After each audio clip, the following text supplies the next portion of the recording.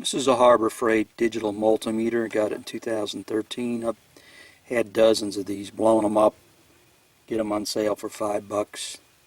Just put a new battery in it. That one's kind of dead over there, but it's a 90899.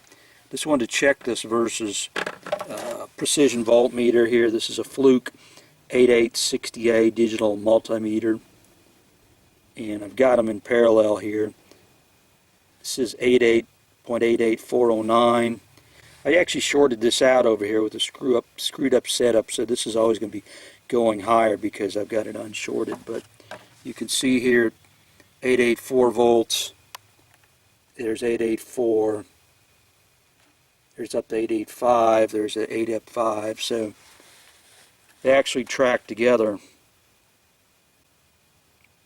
I was using these to measure battery voltages on cars and stuff. I just had another one of my better Flukes that's got an issue, so I said, let me just check this guy. So this guy actually works pretty well.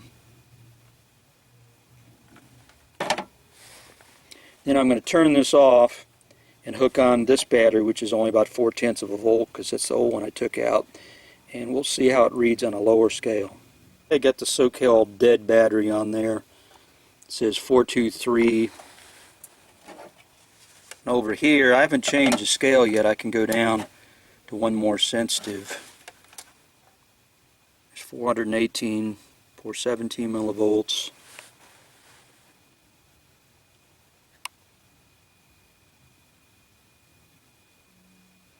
See, it reads about 409 on the high-end one. There is 409. They're pretty darn close. It's pretty amazing for $5 versus one that probably cost $500 to $1,000 back in its day. It's an 8860A.